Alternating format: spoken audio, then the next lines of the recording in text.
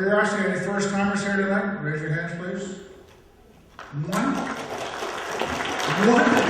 Two. Yeah, okay. Our speaker. Well, just so you know, Mr. First-Timer, Mrs. First-Timer, we do have some World War II veterans in the house who will now raise their hands for your entertainment.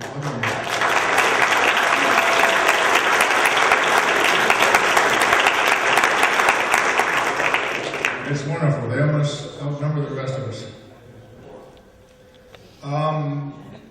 You're all here, so I guess you're getting your emails and postcards. If not, you know the drill. Sign up out the back, and you'll get one.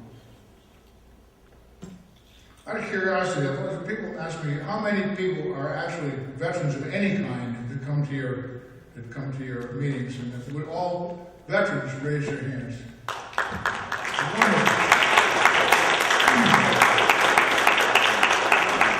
And what that tells me is that there's a lot of non-veterans who are interested in the World War II, and that's terrific too. It's not just the old boys club, it's a lot of wonderful people, young people, everybody else. Our usual announcement, Richard, you got anything to say about the Vietnam Roundtable?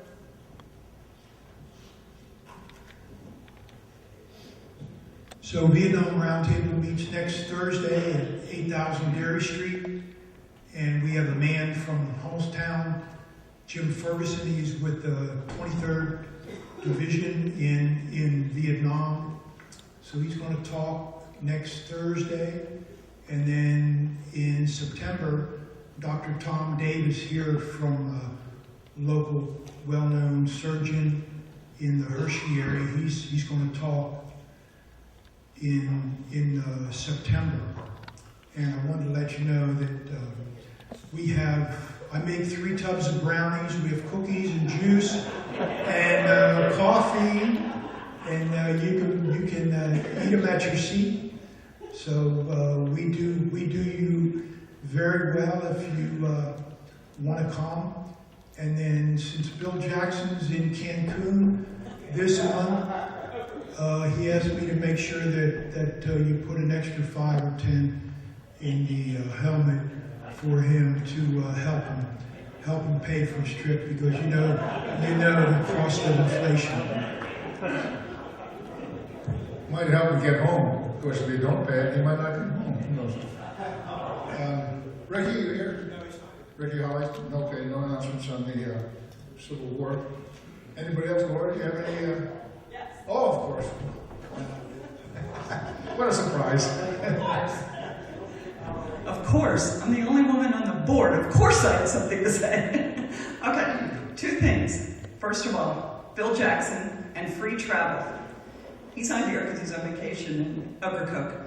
But about 3 weeks ago, he received a letter from basically the official delegation of the Army of the Netherlands inviting Bill to represent the Timberwolves. Some of you know Bill was a Timberwolf, and his dad was a Timberwolf and was killed crossing the Ruhr Pocket.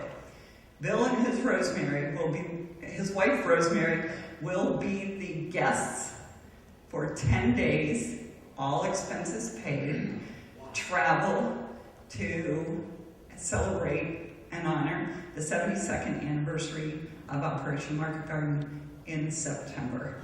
So he is beyond excited, and he's prepared to share his speech. So he will be back in September, right before he leaves, but wanted you to know that. Also, Bill Jackson. Here's why it's so important for anybody under the age of 30 to be here. Recently, the Hershey Area Playhouse did South Pacific. Now, who doesn't know South Pacific, right? Early on in the rehearsals, the cast turned to the director and said, "What the heck is this musical about?"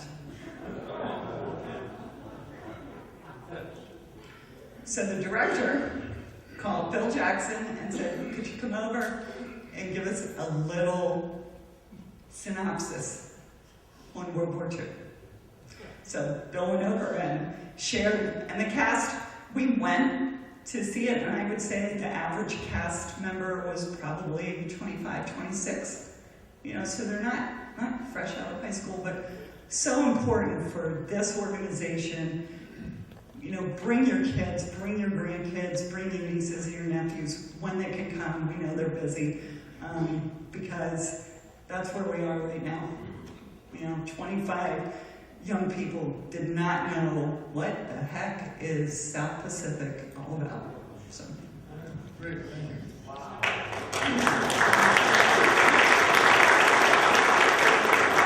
And I think I just saw some young people come on in. Welcome. Nice to have you here. Okay. An important reminder is that we have a volunteer organization called the Helmet Committee who'd be more than happy to accept your contributions on the way out. There they are back there with their little helmets and buckets. And thank you for your generosity. It helps keep us going. It did not send Bill Jackson to Cancun, by the way. Okay, August notes. I like to say something about what goes on in every month, and this happens to be August. So let's talk about 1942. On the east side, where we weren't participating quite yet, in Europe, the German army crossed the Alzey River towards Stalingrad. If you want to read some horrible stories, read about Stalingrad. Germans took it bad there. Meanwhile, back in the Pacific, amphibious forces spearheaded by the Marines were ready for an assault on the Japanese-held island of Guadalcanal in the Solomons Islands. Now, I know you've all looked at your globe lately and know exactly where the Solomon Islands are. Right? Wrong. Okay. They are a group of islands to the northeast of Australia and New Zealand. Critical location. Had the Japanese been able to hold that, there's no telling where they could have gone. So they got there in early, let's just see here, make sure I get this right. They got there in early June. In the months following the attack on Pearl Harbor, in December of 41, the Japanese drove the Americans out of the Philippines, the British out of British Malaya, the Dutch out of the East Indies, and they were heading into the Western Pacific, occupying many islands in an attempt to build a big defensive ring around everything that they had captured. And threatened the lines of communications from the United States to places like Australia and New Zealand. The Japanese reached Guadalcanal in May of 1942. Now remember, we were just attacked in December. This is May, not too long. Well, an American reconnaissance mission spotted construction of a Japanese airfield on the north coast of Guadalcanal. The situation became then very critical because we needed to be able to get to our allies in Australia.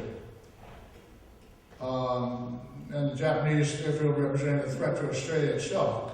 So the United States, as a matter of urgency, despite not being adequately prepared, we certainly weren't that quickly after the beginning of the war, conducted the first amphibious landing of the war. The U.S. Marines launched a surprise attack on August 7th, 1942, and took control of the airbase under construction. They took it pretty easily, actually, but the Battle of Guadalcanal went on. It was the first major offensive and a decisive victory for the Allies in the Pacific theater. Holding the airfield for the next 6 months was one of the most hotly contested campaigns in the entire war for the control of ground, sea, and skies. Guadalcanal became a major turning point in the war as it stopped Japanese expansion. After 6 months of fighting, the Japanese ceased contesting the control of the island and evacuated in February of 1943. Both sides endured heavy losses, particularly in their warship contingents.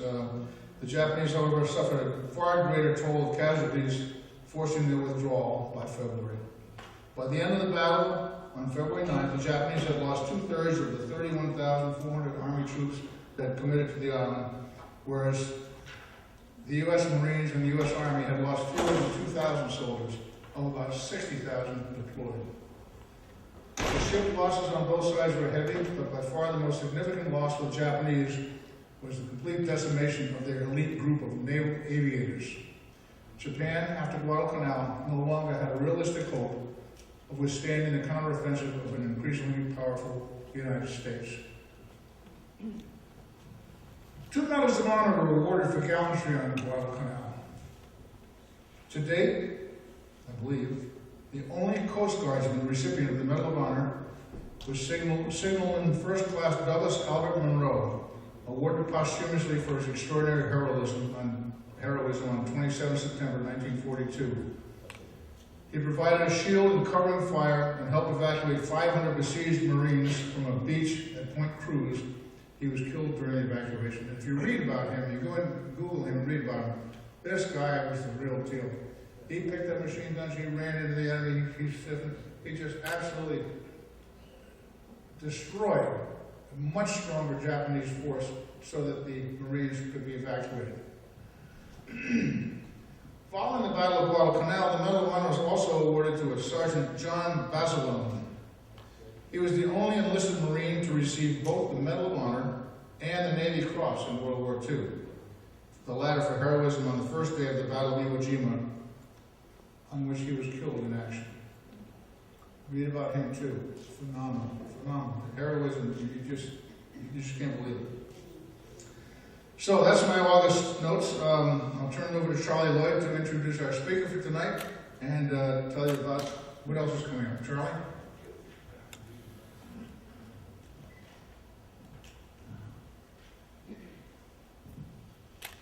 Thank you very much. Good evening. Before I introduce the speaker, I got a very nice letter from the Mid-Atlantic Air Museum. They were thrilled with the job that we did, not just myself, but where's Gene? There he is. Gene did a hell of a job there, organizing all the veterans, and they recognized Gene for that. And also our partners, Lehigh Valley, the Veterans History in Allentown, they took care of it. And it's a big thing, and it's that big that we start all over again next month for next June. So if you haven't been there, consider heading to World War II weekend.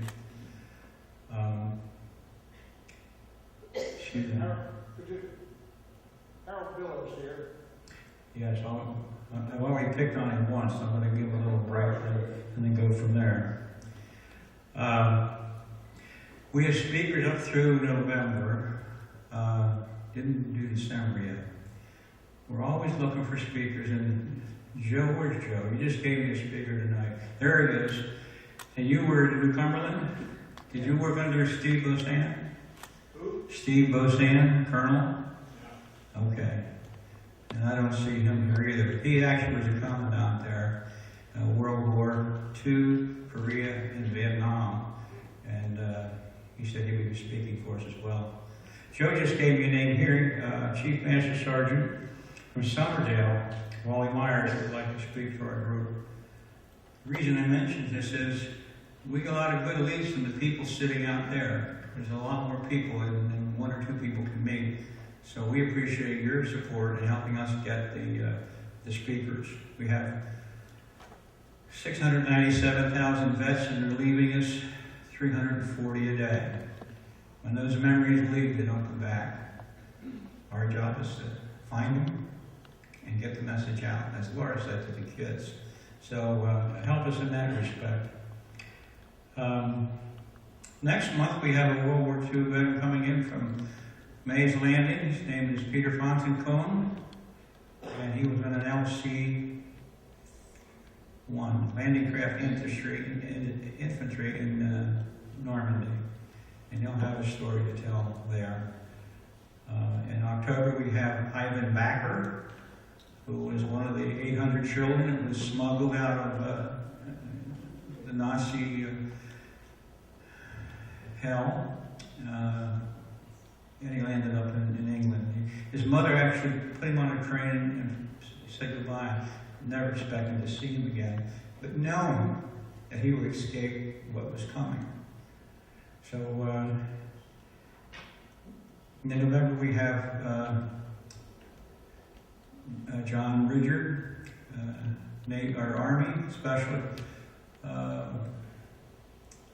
30th Division, I think. He's coming, and he's in I haven't write up this stuff yet, so I'm not prepared for that. So we're going through the whole program. That brings us to tonight. I mentioned World War II a weekend earlier, and I met several extremely interesting people there. One of them is sitting in the front row.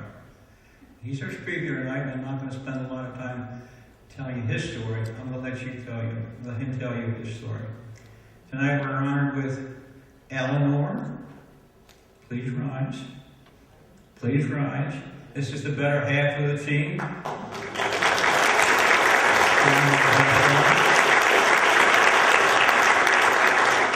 And I think she should get a medal for putting up with Cal for 58 years. 58 years. Ladies and gentlemen, I'm going to give you Cal Castro from Levittown, Pennsylvania.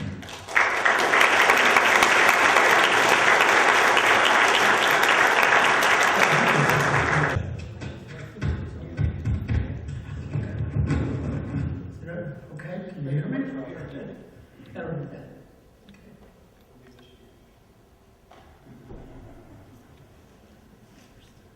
When the war broke out, I was 16 years old, and it was a shock to most of us because we had been reading about the war in China and in Europe. So at about that time, it's interesting that in 1941, December the 1st, the Civil Air Patrol was created, which was volunteers who would fly out in the ocean and look for submarines and go ahead of tankers, because they were sinking tankers right off the Jersey coast. In fact, a friend of mine was in the Navy, actually talked about a submarine going into New York Harbor. And they had a cargo net, a big submarine net. And in 1942, we got word in high school that if you're going to, because we all knew we were going to go in the Army or in the service, and it says anyone who wants to be is going to be a pilot, join the Civil Air Patrol. And therefore, if you pass the physical, you'll go and learn to fly. If you don't pass the physical, stay with the CAP, and they said, we'll train you. So I said, yeah, it was a great win-win situation. So we joined, and I guess it was about 6 of us. Matter of fact, the fact that, whoops, what happened to my picture? Yeah.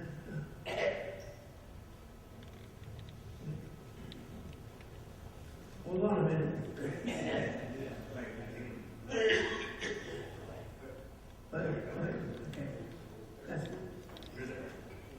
Thanks. As you can see, there's a little wings, set of wings. We wore those to show that we belonged to the Civil Air Patrol. On September the 11th, 1943, I got greetings from the draft board saying report for physical. And the situation was that at one time, before the war, they would have the draft, which is in the 40s, and we were called up for a physical, and if you passed, you went right into the Army. And if you didn't, you went home. So a lot of guys got the notice to go for the physical, so they'd have a big going away party, and then they got rejected. So they had to face all their friends again. So eventually, the Civil Air Patrol were volunteers anywhere from Maine down to the Rio Grande. They estimate anywhere from 100 to 200,000 volunteers. When I got to Fort Dix, they told me, I asked them, I said, well, I'm a cadet, I should be going to aviation school. And they said, oh, wait till you get to the next camp. And when you finish there, you can transfer it over. So I got on the train there, 36 hours. I find myself in Camp Lane in Florida. And I can remember opening up a foot locker, and there was a cartridge belt and a bayonet. And I thought, I'm going to have to use this? No way. So the sergeant who was guiding us told us that we should be great. We are now proud members of the Queen of the Battle. We're part of the infantry. I thought, oh, hell. So we got 17 weeks of training, and all of us were trained to go to Europe. And in fact, we had they had a small town built, similar like the sheds that we have today, but they're big enough to support us. And they showed us how to go fight, house to house fighting. And we spent 17 weeks in training, and we finished about February of 43. And we went, and they told us that report to Fort Meade, Maryland, because that's where you would go. And eventually, we would have been part of the D-Day invasion or later on. Just as we were ready to leave, last minute they tell us to cancel the orders for Fort Meade. Now you're going to Fort Ord, California. And it says, you're going to the Pacific. And here we had all barracks bags full of winter clothes. And we got on the boat, and everyone with their winter clothes. And of course, one lieutenant says, when you get overseas, you go, remember, everything is expendable, including you. So if you can take the clothes and throw them away, and then order more clothes. I can remember they gave me the wrong size shoes. The whole through basic, I had about a 7.5 foot, and they gave me a 9.5 foot shoe. So, I mean, the first thing I threw away were my shoes. So what we got on let's see, this is being the first day of the Fort Dix, and just learning what the tricks that they give you. A good example, one morning we were called out about 5 in the morning, and they said, we're looking for volunteers for KB. So nobody, of course, would volunteer. So he said, first row, I want you all to jump up. And they all jumped up, and he said, who the hell told you to come down? We're all on KB. That's all the orders. So I started to learn about the drills, that's different. Eventually got out of there, and that was, I was in Camp Landing, Florida, where we were training for infantry. And I recall that the first march we went on was about 3.5 miles. And I think half of the men dropped out because they couldn't even walk that far. By the time we finished basic training, we walked 25 miles with a pack that was 25 pounds. And we all finished in about 7 hours.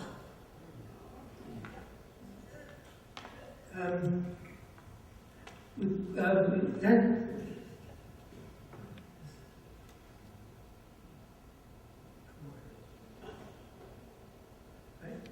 went out cross country on board the trains. Coach, by the way, no sleeping. You slept on the seats. And eventually we got to San Francisco. And after some minor training, we were then put on a boat. It was in a place called Pittsburgh, Pennsylvania, which is on the Sacramento River. And we loaded on a troop transport called the General Laurel House.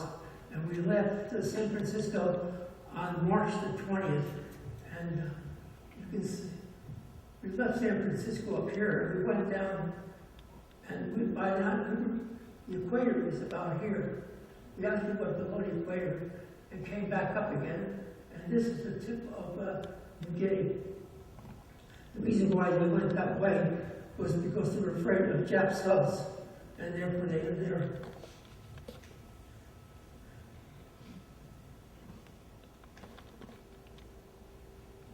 Now this is New Guinea. Over here, on the end is an island called Goodenough Island. That's where our replacement depot was located. And there were 3,500 replacements on that boat, and about half of them were our infantry replacement, and the other half was Air Corps replacements. We were there for, we got there April the 9th, and we were there till the beginning of June.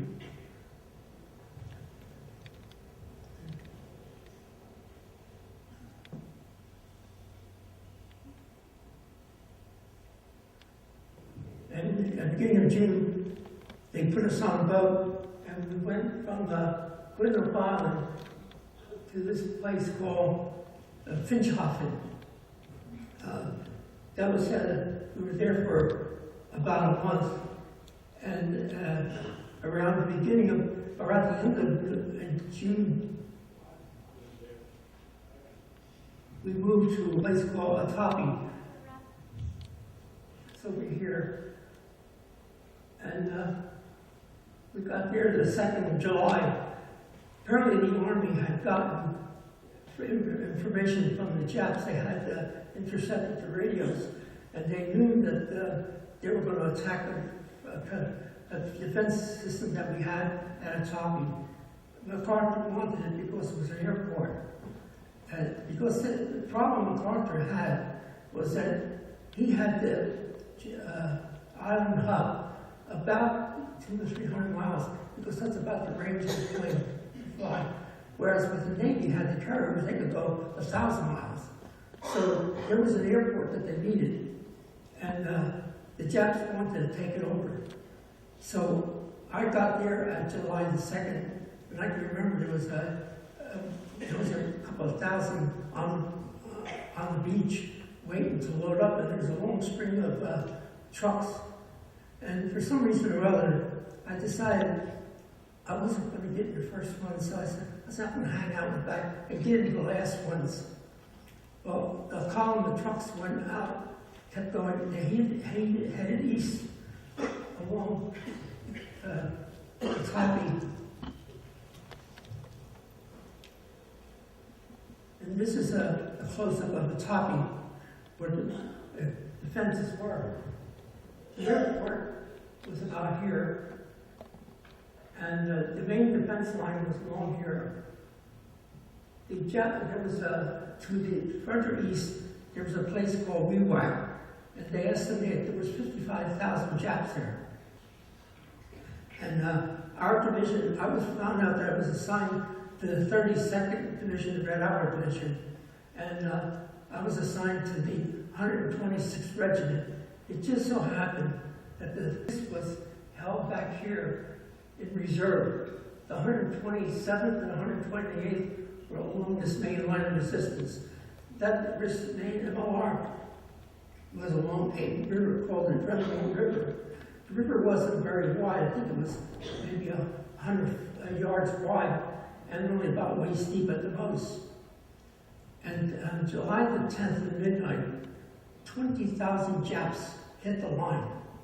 And they broke through and they fought them off, but they finally got through there for a while. I thought that we would have to be activated to fill in the gap, but apparently the men of the 127th and 120th were able to close the line and push them back. The trucks that were in front of me, by the way, were friends of mine who we took basic training, and some of the guys were killed and wounded, of which I was, we had to take a basic. So that was a lucky decision I made.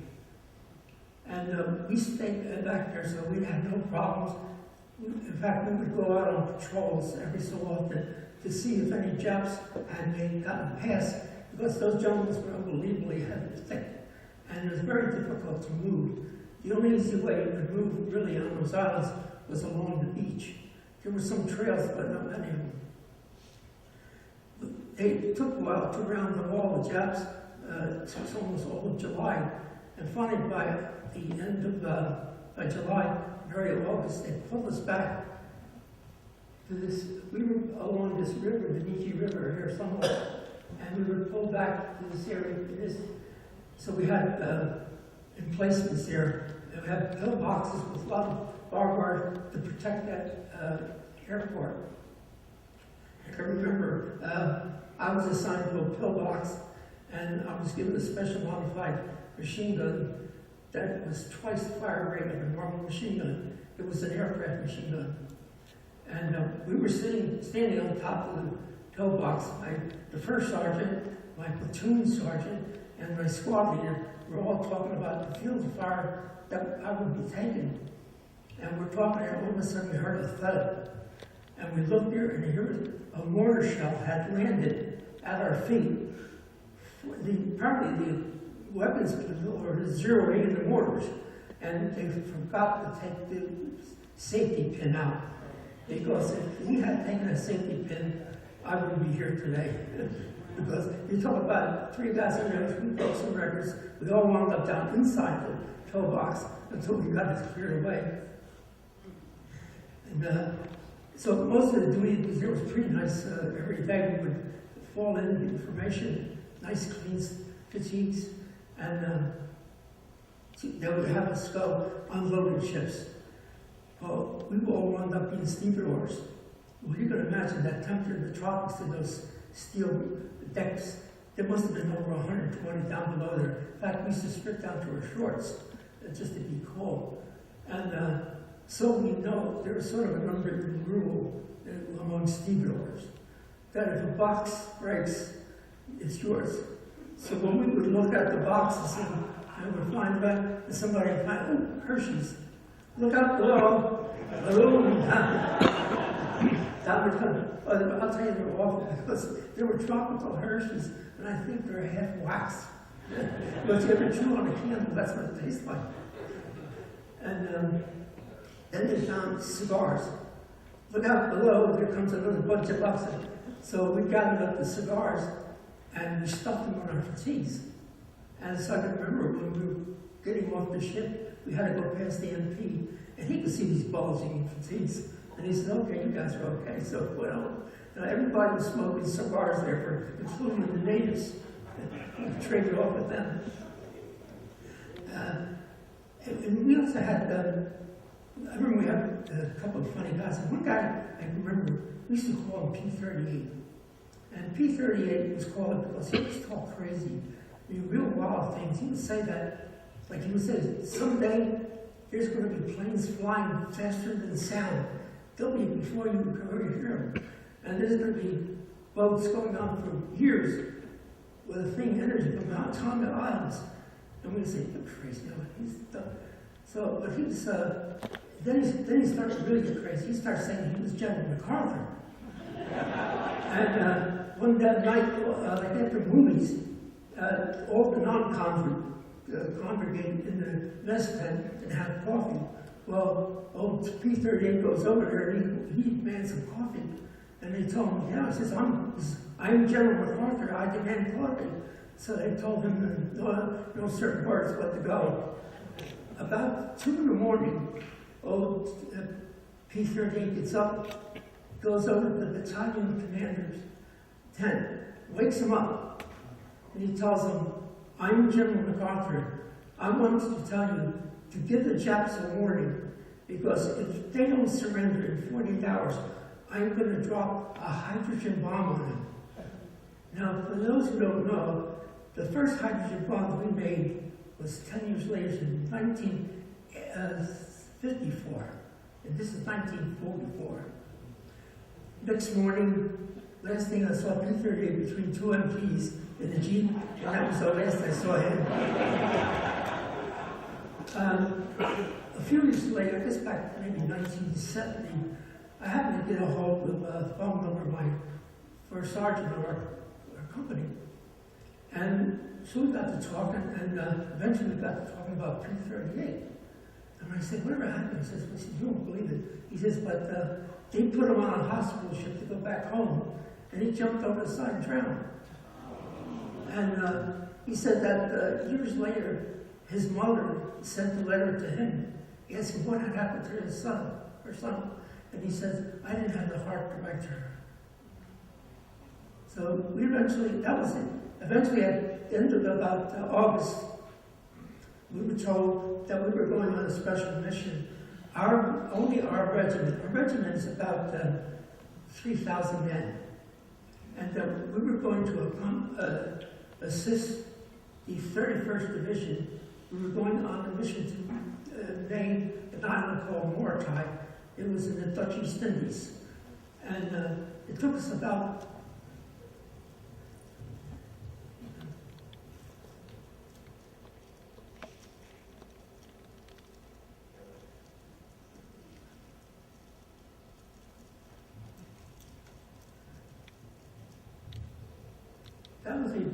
went across there, his advice was to clear.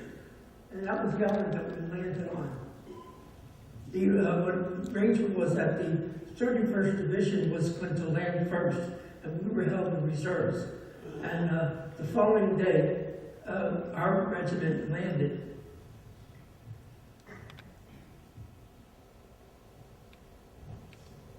And this was where we landed, at the very tip of this island. The island is about 50 miles long and about 30 miles wide. And here's the 126th Regiment, and this is the 31st Division. We landed there. Fortunately, there were no Japs on that. And there was very little resistance. There was a few of them, but there was insignificant. And that was now July, this was September the 16th. On the evening of the 18th of September, our company, the company has about 200 men, were called, no, I'm sorry, our platoon, which is about 40 men, were called together, and our platoon sergeant was with us, and there was a rifle C2, which is intelligence, or G2, I should say. And he says that your men are going to go on a special mission because on the northern part of the island, there's some Jap radar stations that are monitoring our planes.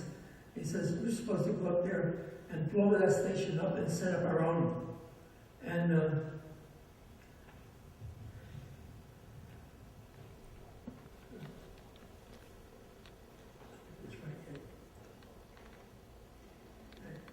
this is March high.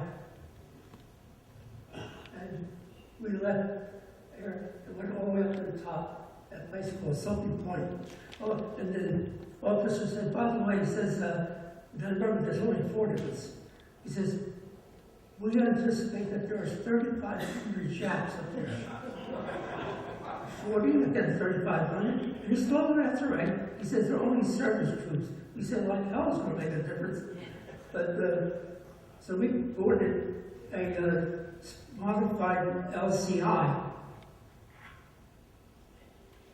which is a landing craft infantry that's been modified to become a rocket ship. You can see there are all rockets in there, and normally there are ramps on here so that the infantry guys can get off. They took them off, and there's 12 rockets per one. I think it's over 100 rockets available there. And the following morning, they told us, okay, we're going to get out. We slept on board, and the following morning, we got up. They said we're going to get ready to go hit the beach. And just about then, a destroyer came by and it started shelling the beach. He was shelling it for about a good hour. And finally, they said, okay, load in there. So we split up into 20 men in each landing craft.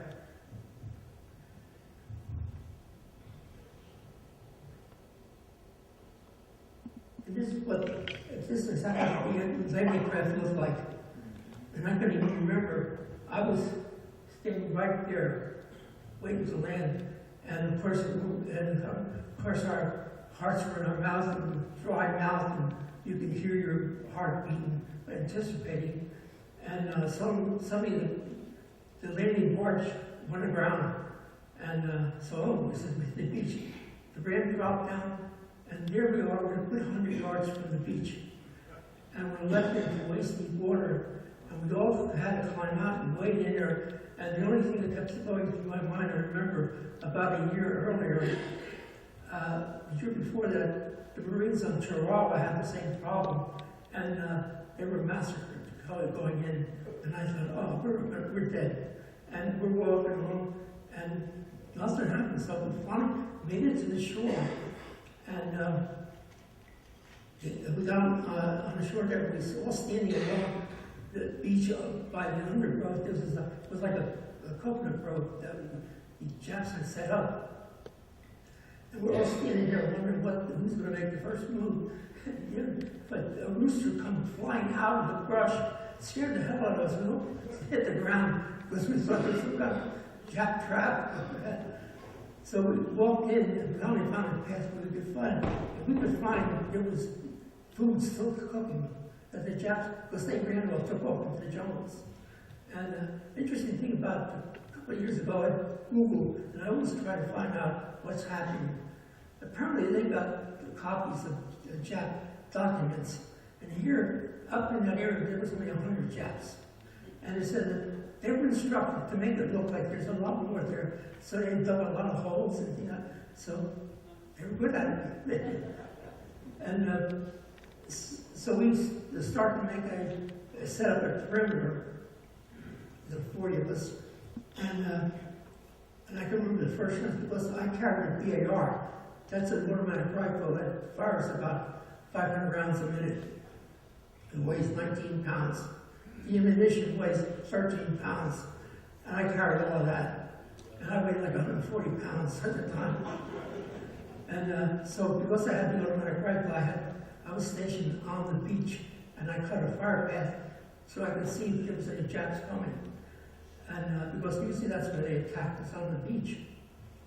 And so I remember my mother had sent me a pocket watch, and of course my pocket watch was dead. It was because it went for a swim.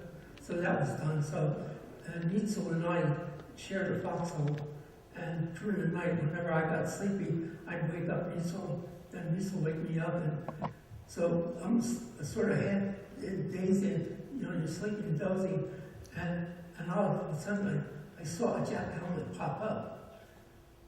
And I looked again, and I saw it was true. It was a Jap helmet. So actually I was hallucinating, but I thought that so I called my squad leader, who's about 50 yards from me, about 50 feet from me, and I whispered, Dan, nothing. So I crawled out of the hole, which is a dumb thing, and I crawled up to this foxhole, and as I got closer, Van Sickle and his buddy, Howie, were in there sound asleep snoring. So I reach around into the hole, and I find the helmet, and I hit it, and the bag of whoop comes Van Sickle. I said, Bubba, I said, there's Japs out there. So he gets on the phone, wakes up the whole line, and no Japs. In fact, the next morning I looked out there were no prints, so I was hallucinating. But of course I was tired and was scared. And more people started to come in. The rest of our company came in to reinforce us. Our line got larger, and also the natives started to come into our compound for protection. And women, children, dogs, they come in. In fact, they set up housekeeping there. And so eventually I wound up in the center of the line. And while we were there, they had a weapons carrier. It's a tractor. It's like a tractor, like a tank. It looks like a tank, but it's open. It carries troops. And what they did, they used to bring supplies in, but we asked them to go across the front of our area and clear the jungle out so that if anything comes, we could at least see them. So this one night, I'm out there, it's a beautiful, bright, light, and I'm looking out there, all of a sudden I couldn't believe my eyes. 3 Japs come walking out of the jungles across that open field with fixed bayonets headed right for me. So I slowly pulled back. Here I have the cock. I pulled it back very slowly so I wouldn't make much of a noise. And when they got to about 200 feet in front of me, I opened up on them. And I nailed all 3 of them. And so the next morning I went out there. There was only one dead Jap. And I was wondering what happened to him. Eventually what happened, patrols found that they had died, not too far from where we were at. But that morning we decided to start digging a hole and bury the Japs because they start stinking. And we were about to throw dirt on them. And one of the women who was watching what we were doing came up quickly and took out a white handkerchief and put it over the Jap's face before he wouldn't allow us bury it until he did that.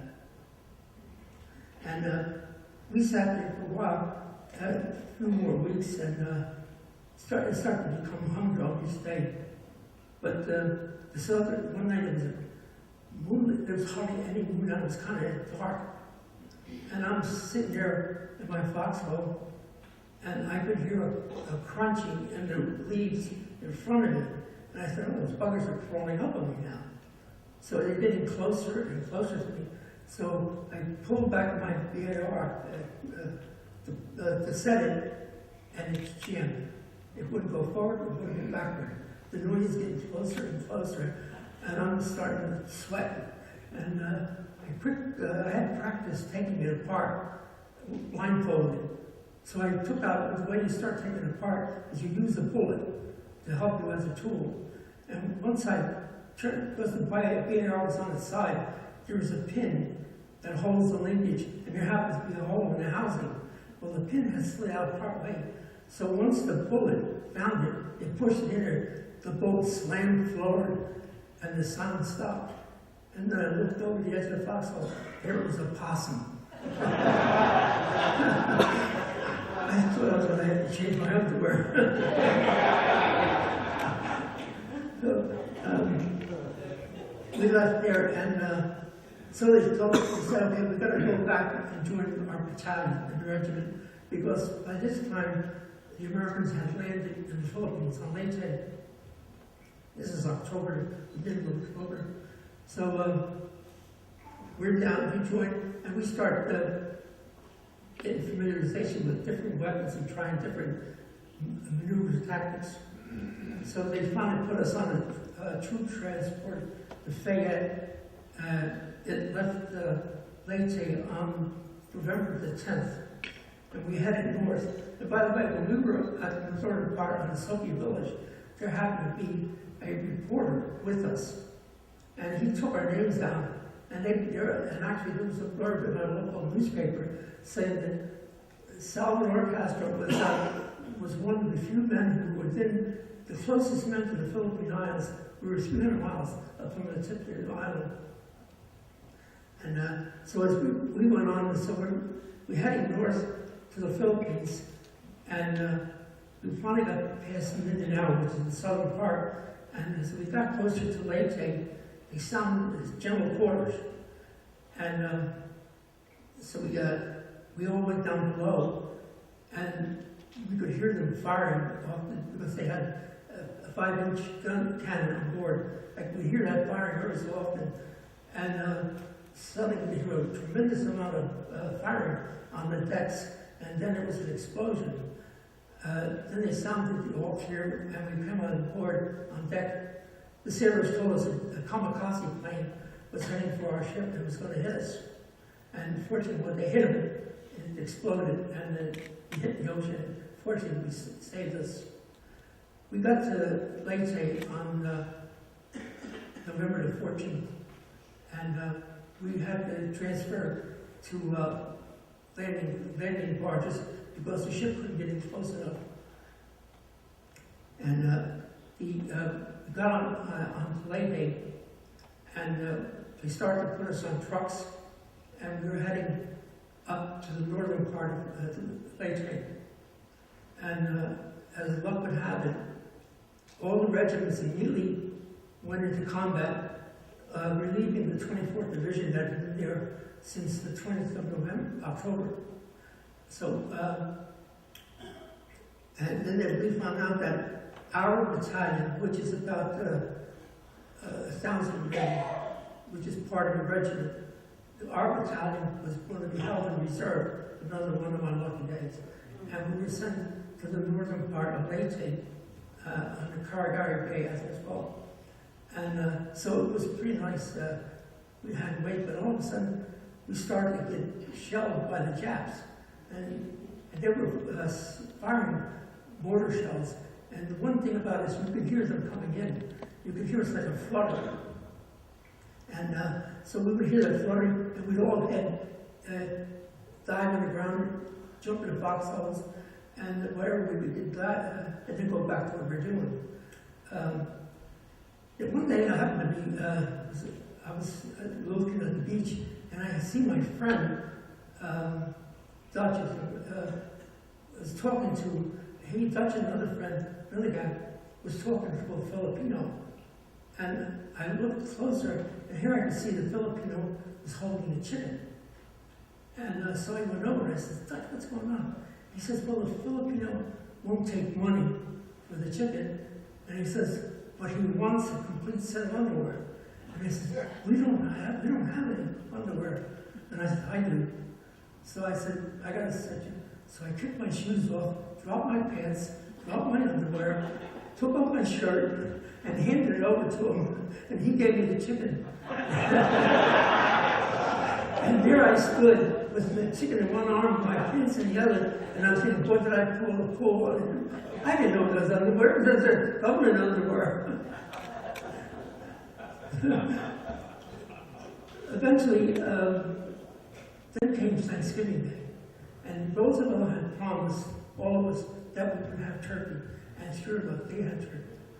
Of course, we were eating turkey and being shelled, and this day, and that Thanksgiving Day, it was pouring like we can't believe it, because I think we were getting on the beginning of a hurricane or a tropical storm. So we're standing in our ponchos and carrying our nets, and then we would hear the shells, and everybody would die. Everybody would get back up in line, and finally I finally got to my turkey. It was a leg and quarter of a turkey, and I walked back to my tent, and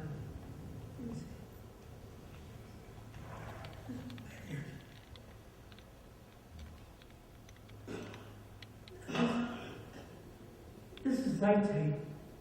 This evening. And we ran here into clothing, and we were trucked all the way to here at a place called Pinnacle Pond.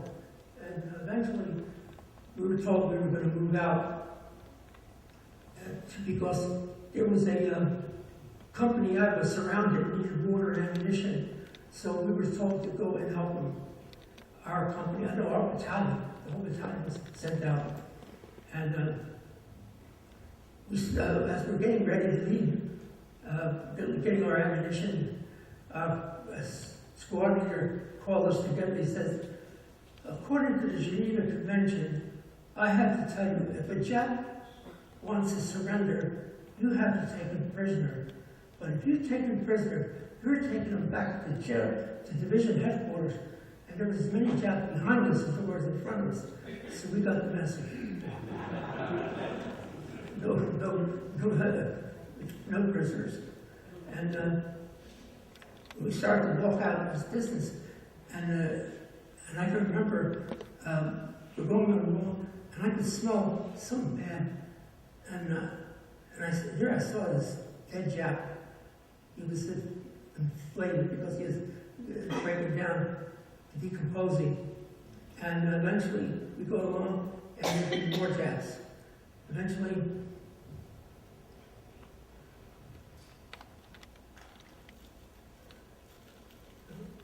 by the way, this is where I ate my turkey. I ate my turkey in the pouring rain, and there was my hammock that we lived in. That's what we lived in. And I leaned against that tree and munched on the turkey leg.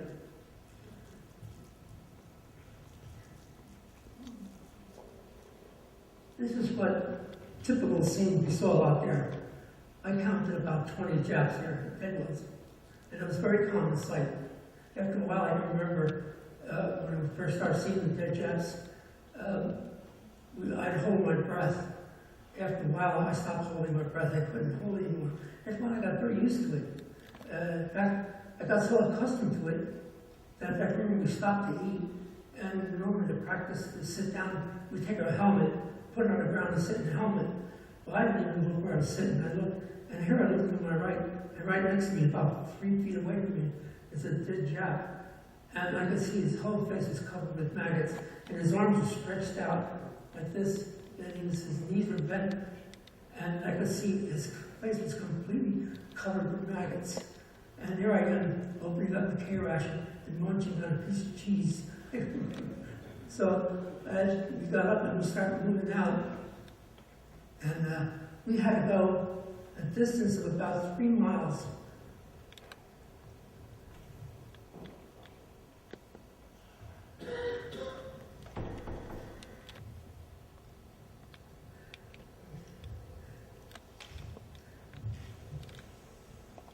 we were up in here in Mineral Pond, and we had to come all the way down here, which was a horseshoe car.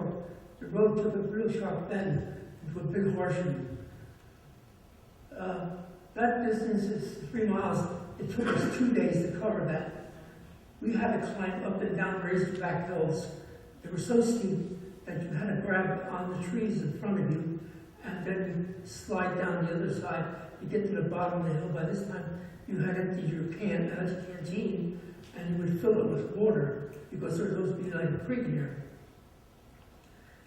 I remember we got down to the bottom of one of the openings, and here there was some dead Japs in there, so we couldn't fill our canteens, and we thought it was kind of inconsiderate of them dying there in water.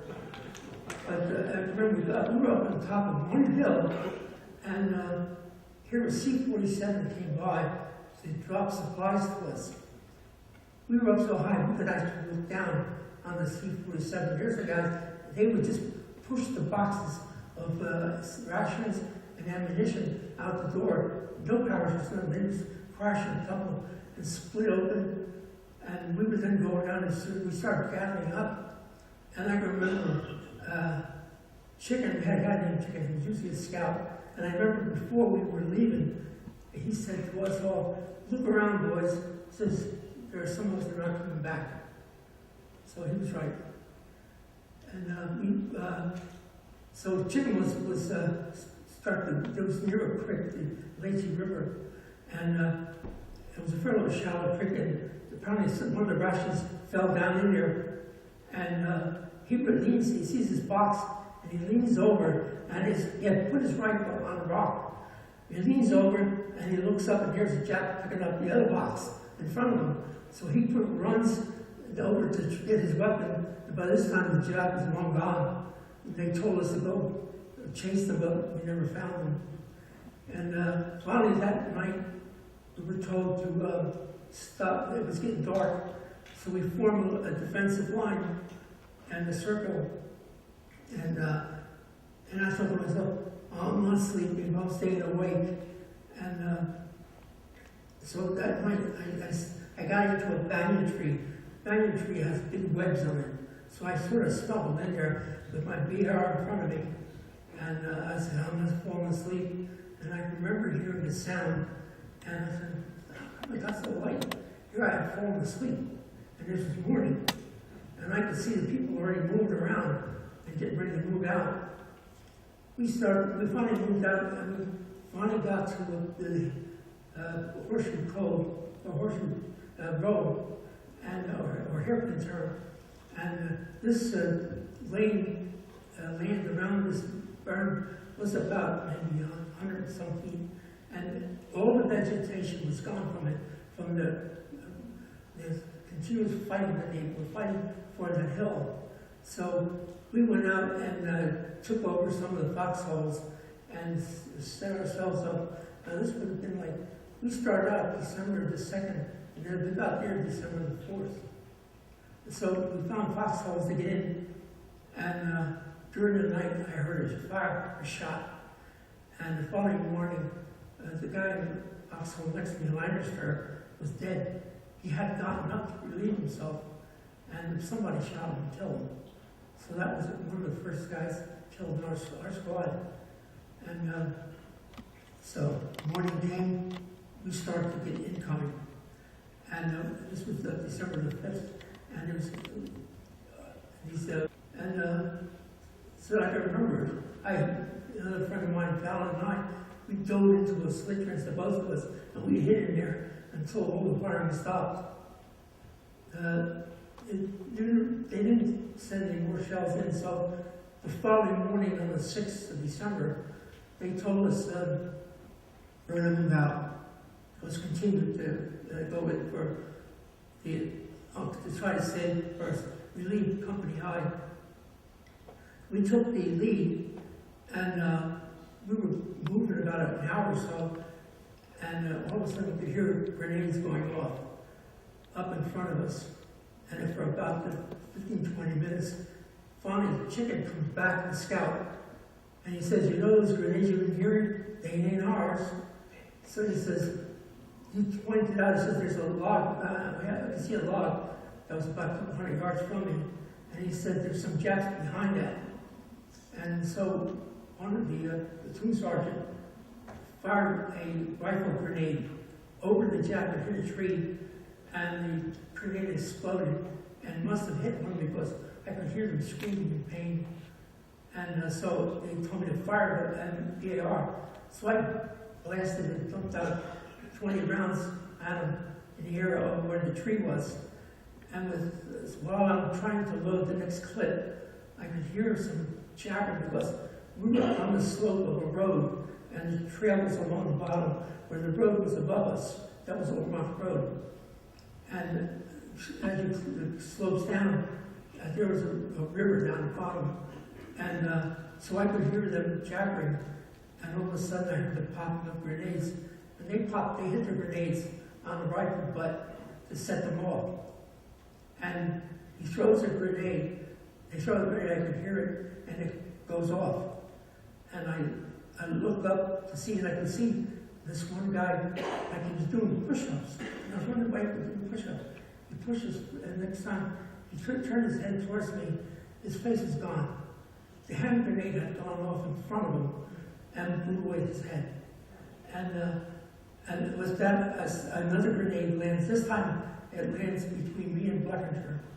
And we were only about at the most 10 feet apart, but the grenade landed right next to Blackinger. He didn't know it was there. I looked up and I had enough time to throw my arm over my head, and the grenade went off. And I got wounded on my chest, my arm, my side, and my legs. And I had an assistant gunner who carried ammunition.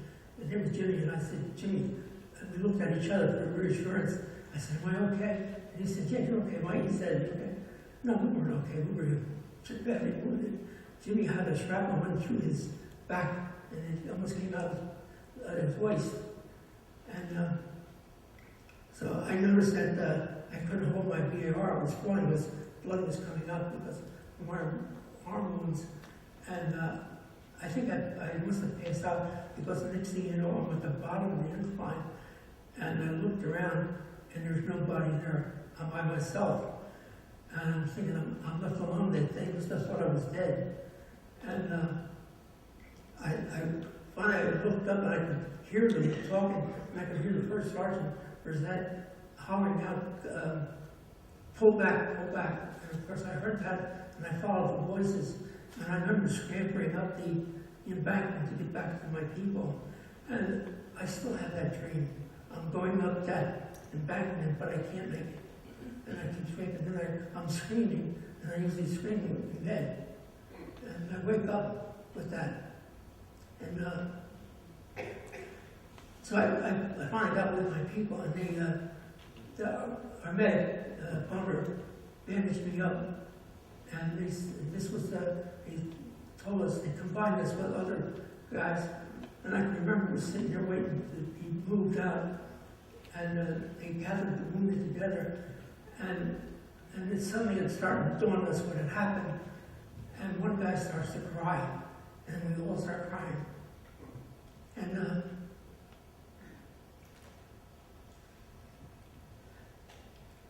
so they took us back further, and they took us to an aid station.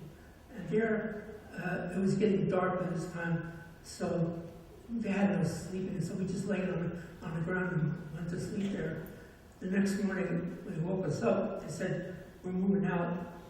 And so I got up, and as I'm walking out, I see a grenade on the ground, because I had no weapon by this time. So I picked up the grenade, stuck it in my pocket, and I start moving out, and they assigned me a guy who had bandaged all over his head. And I can remember he had a black mosquito net over it, and the flies were trying to get at us because of all the blood-soaked bandages. And I'm walking with them, and suddenly there's firing going on. A Jap sniper started to fire on the column, and I could hear them shooting back and forth. And so somebody hollers up, does somebody have a grenade?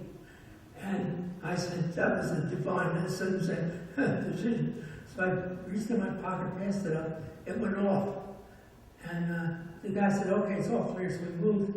And as we're going along, apparently the chap got out of the foxhole he was in, and he was laying next to the trail.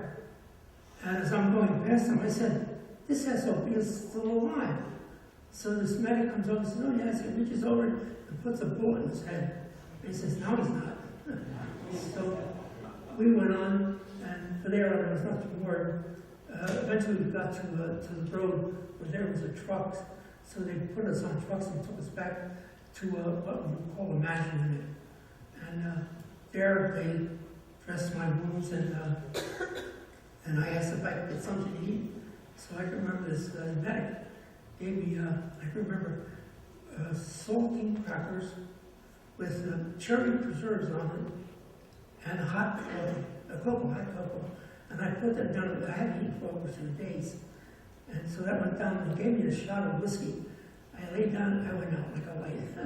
The next morning, because when I fell down the hill, I must have hurt my back. I couldn't move. So, because they had taken all my clothes off, and I was laying on a stretcher, and so they said, okay, don't move, we'll take you out. So they took me to the beach, and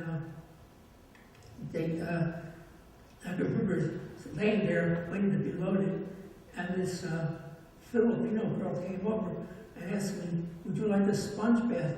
And I clutched the blanket and I said, no thank you. I'm known in modesty. That's all right. So they loaded us on a landing craft. No, yeah.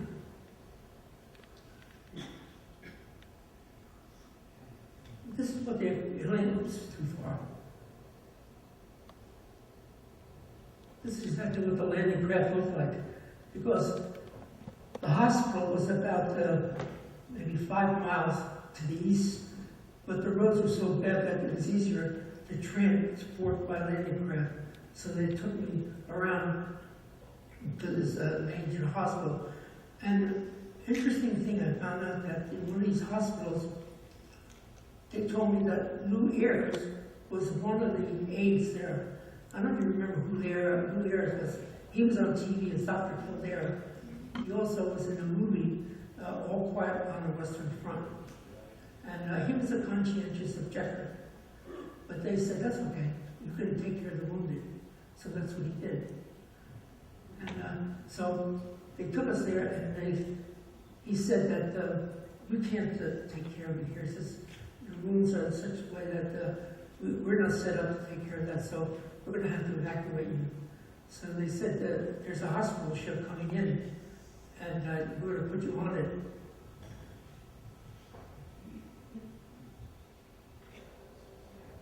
And that's the hospital ship, it's the Maribel.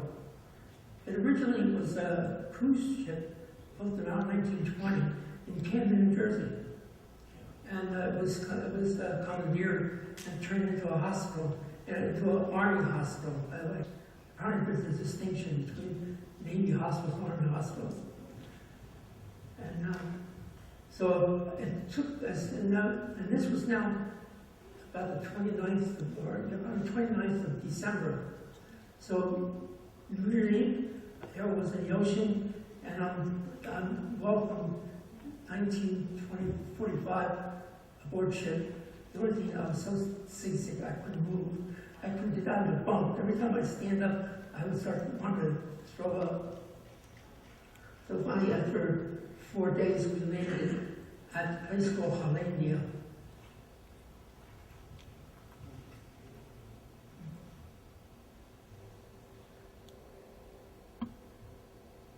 And the trip was 1,200 miles back to New Guinea. And this was the hospital ward that they had in New Guinea. It was the 51st General Hospital in Hollandia. And that's actually me over here. And this is the typical hospital ward. Because you didn't have to worry about the cold. There's plenty of heat there. And fortunately, in this particular part of New Guinea, it was high elevation. In fact, that was Jim MacArthur had himself a huge estate was built there next to a lake called Lake Santini.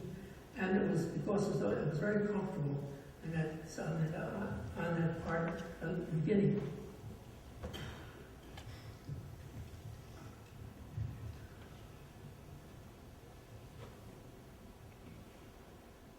This is a recreational tent that we had in the hospital.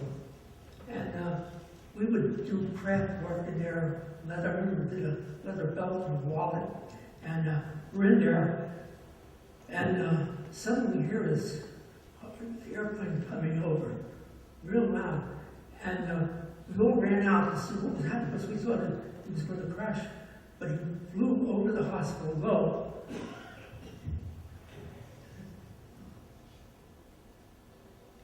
And that's what it was. It was a P-61 Black Widow. He flew over the hospital, and he was flying. You could hear the engines were running slow because he wanted to get to the low. He had his flaps out. But as soon as he got over the hospital, he gunned the engine, because at the side of the hospital was a mountain called Mount Cyclops. And I could see we thought he was going to crash in it, but he gunned the engines and pulled up straight, wheeled around, and he came back again.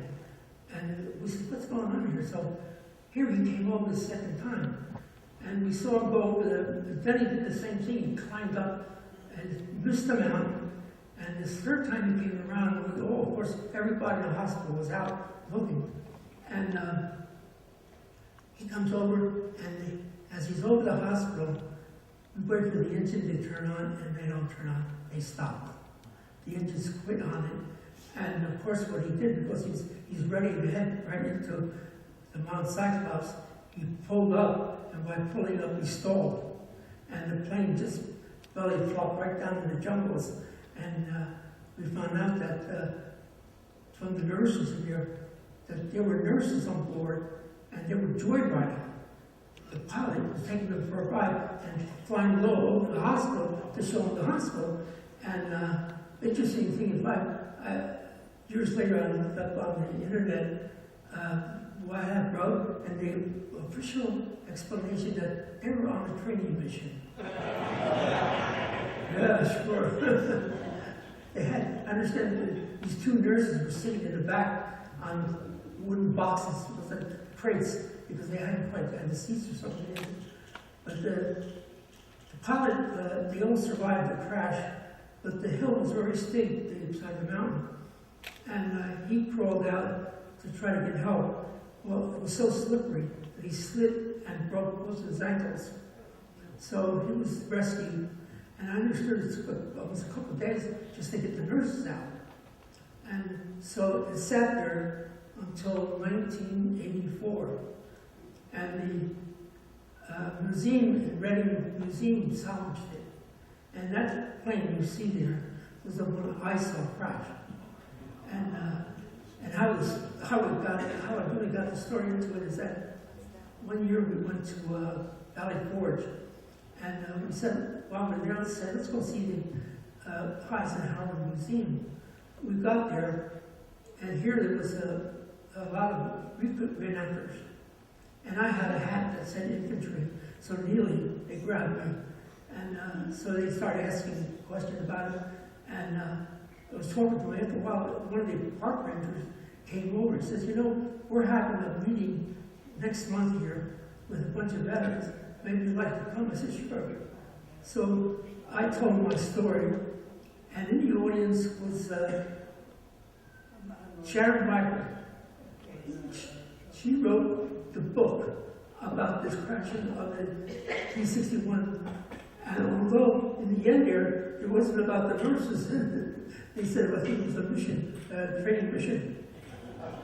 So naturally she came over, grabbed me, and says, you've got to come to the Reading Museum and give this talk. So I've been giving this talk for about 4 years at the Reading Museum to the people. And a lot of them did quite a laugh about it. And I was in there, of course, one time we were coming out of the work tent, and there's this officer coming up to me, was a box and a clipboard. And he asks my name, he checks off it, he reaches in a box and pulls out a Purple Heart medal. And he said, here, he says, normally you should be given this by a general. He says, but we don't have any generals around. So I said, okay, whatever. And so then I got back to my tent, and then they finally said, okay, you're about as good as they can go. You're going to go back to your outfit. So I went to a rehabilitation tent area, and I started to develop a systemic infection, what they call blood poisoning or systemia. And because I had developed a fever, and people were worried because they thought I would die from poisoning. Fortunately for penicillin, they saved my life because I always said I should get a second Purple Heart for that, but they didn't. But it worked out that I was in a hospital for 2 months by this time, and a colonel came over and asked me how long I'd been in the hospital. And I told him, I said, well, 2 months. And he said, oh, I said, you're eligible to go back home. Wow, that was great. So I had a box of souvenirs, a bag full of souvenirs, and I said, I put them ready. He says, the ship will come in another day or so. Be ready because they're going to leave right away. So as soon as we tell you, I said, I'll be ready. And they woke me up. I went over to get something to eat, and I jumped in the ambulance, and halfway down there I realized I forgot my bag with all my souvenirs. And I said, don't stop, I'm not missing that boat. Because in there I had a Jack Luger, and I had the meatball from a fighter that crashed near us, and I had ripped it off, the can beside me, and also an Army 45, a couple of souvenirs. But I says, they're not worth that much, I'm going home. And I got on the boat, and on March the 4th, and I landed in San Francisco on March the 25th. I was in the Pacific for 1 year and 5 days. And I can remember they were saying we're going to be getting into San Francisco. In fact, first we went to Hawaii. We stopped there because I said we needed fuel. And I could see some of the sunken ships already near Ford Island. And so we pulled out and started going. I remember we're halfway to San Francisco, and I'm watching the cooks throwing food over the side. And I said, what are you doing? I says, if we come back with food, they're going to cut our rations. So I said, go ahead. And I can remember they told us we're going to be getting there at about 3 in the morning.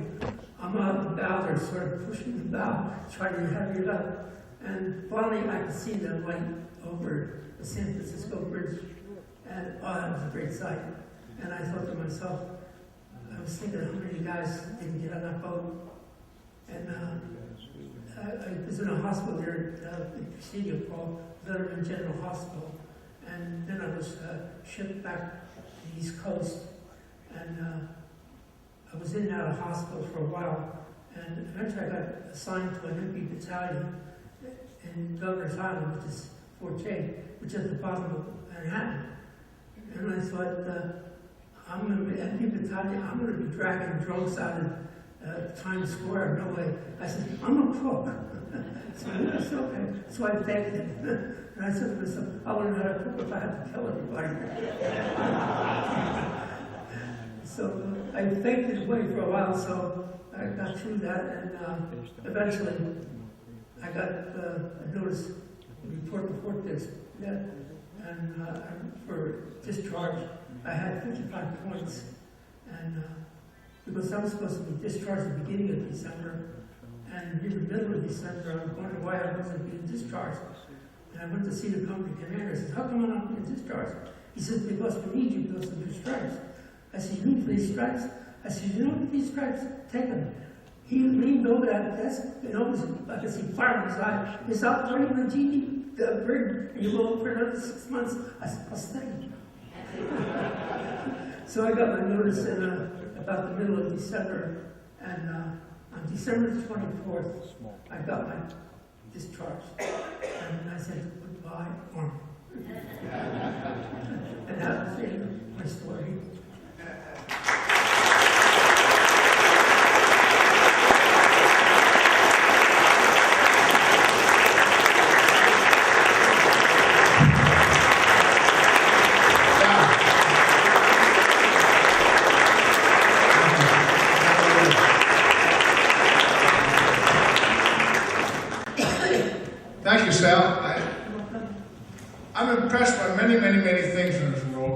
The guy who would stand for an hour, talk nonstop, relatively, and work a computer at your age, I gotta say, this is terrific.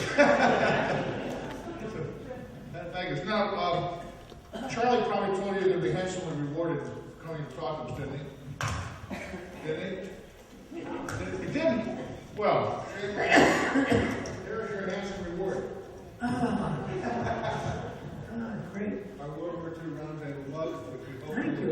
That's we great. hope you'll find good use for it. Now, if you can stand it, you might get some questions asked of you. Do you have any questions, Sal? All right, back here. Back there. This is good for me. Oh,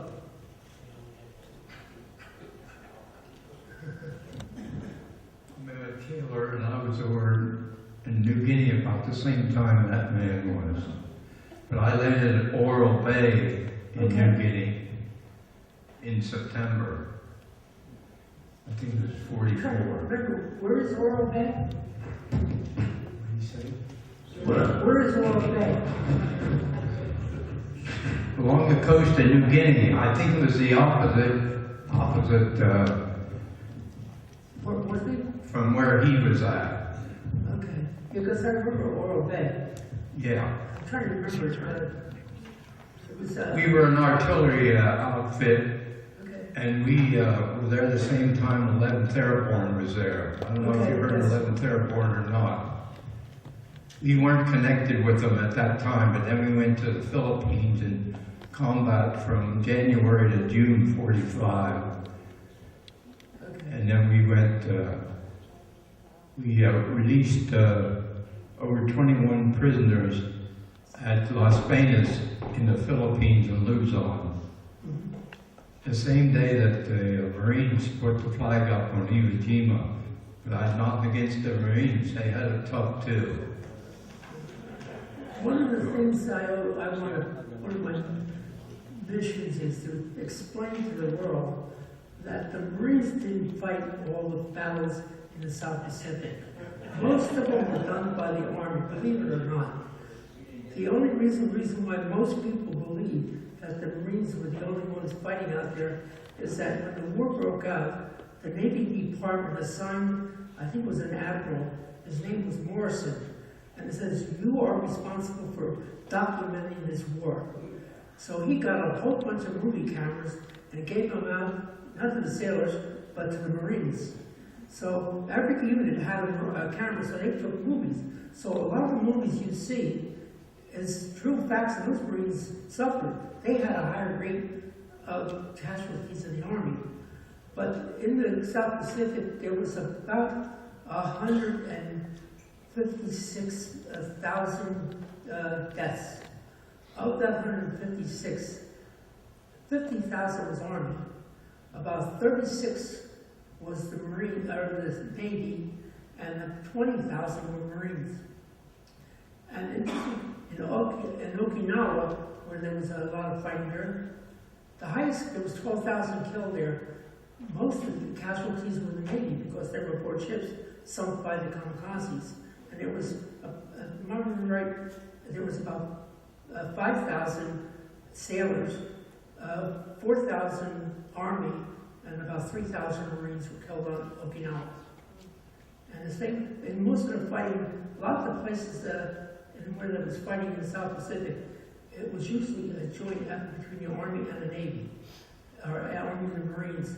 For instance, Guadalcanal, the Army took over around October, November of 1942, and finally, with the help of the Marines, they finished the war in February.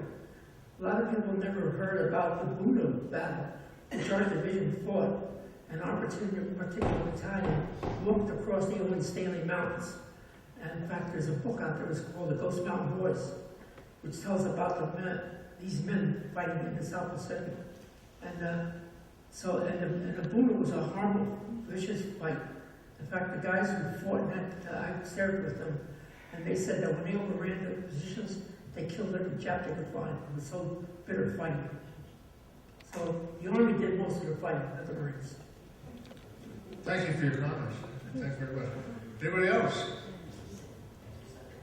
You must have done a wonderful job. Yeah. Sal, what did you do in your life after the military? I'm sorry, what?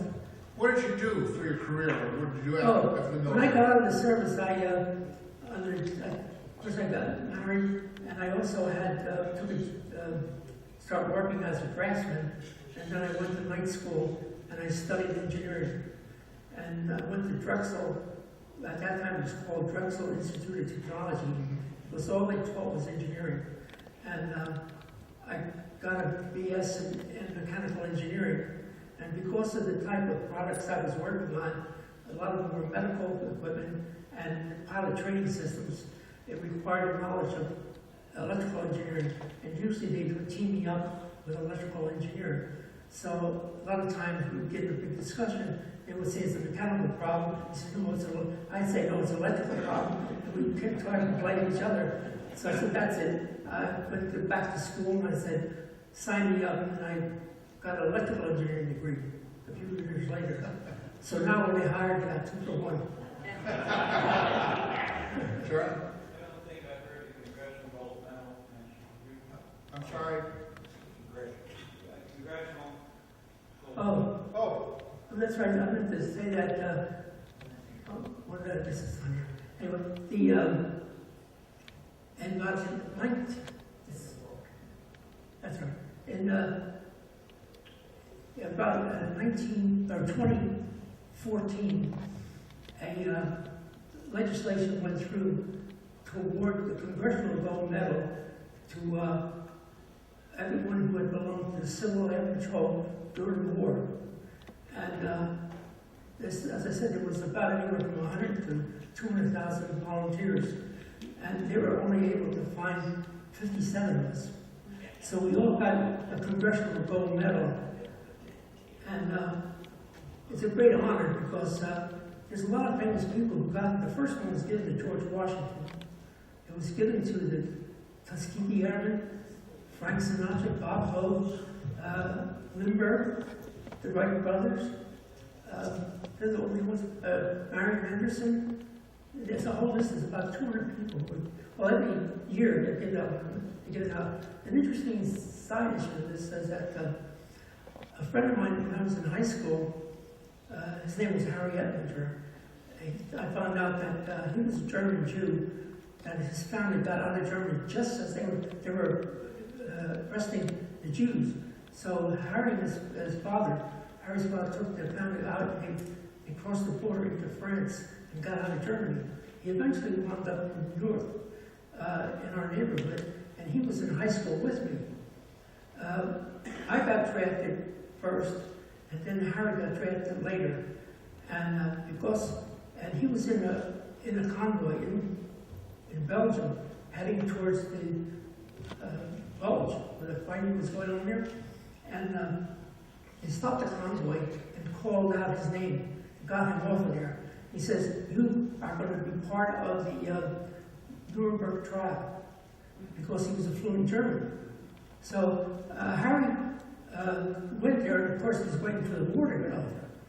So he's sitting around and he heard that there were some curators from museums looking to find the stolen artwork. So Harry volunteered to work with them. So if any of you ever seen the movie called The Monument Men, remember there was a character, Sam Epstein? He's the Jeep driver, the young guy. That's Harry. And he met all the actors in that movie, and he said that with the different countries, when they premiered the movie, they got standing ovations in Italy, France, and he really loved that movie. But Harry, and what's the interesting thing with Harry is that while he was helping find him, his grandfather was an art collector. He found 2 paintings that belonged to his grandfather. So they gave it to him. And by the way, the Monument Men were also given a Congressional Gold Medal about 2 months later after I got mine. So 2 of us from the same class at Eastside High School got the Congressional Gold Medal. Oh yeah. You still alive, Charlie? probably see it in September. Oh. The thing is, the class of 44, of which I didn't have the honor of being with them at the graduation, we meet every year. We have a reunion. And this September, I think the 11th, we have, I think it's about 12 of us still left from that class. We still meet. And Howard's with them. Terrific. Anybody else? Well, Sal, I can't thank you enough.